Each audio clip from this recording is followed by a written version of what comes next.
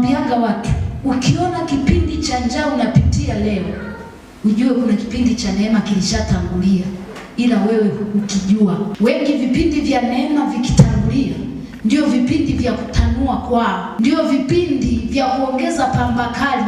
Anaona akienda kazini ana marupurupu mengi ya bosi, safari nyingi anazipata, jina lake limepata kibali.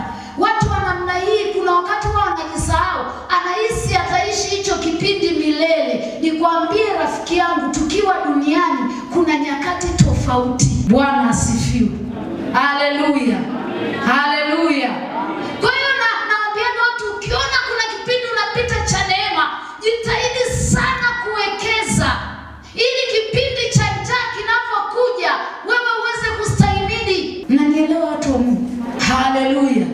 Kipindi cha amani ndicho tunachoandaaga silaha. Silaha zitengenezwe kipindi cha vita. Unamwomba Mungu kwa ajili ya hatima yako. Unamwomba Mungu kwa ajili ya uzao utakaozaa, kwa ajili ya ndoa. Wengi wanakujaga ushtuka maji yamefika shingoni. Anashangaa mwaka wa 10 hana mtoto, anaanza kupaniki. Anashangaa yule mtu ambaye alikuwa hali anamsubiri ameanza kumrushia mabegi nje. Ndio anashtuka, anaanza kutafuta watumishi. Pale yale ni maombi ya zimamoto. Of course moto utazima, lakini kama una uwezo wa kufanya moto usiwake, ufanye usiwake. Haleluya. Kwa hiyo binti, kijana, pale hujaolewa, isiwe issue tu ya kupaka makeup. Uwe na issue ya kuatamia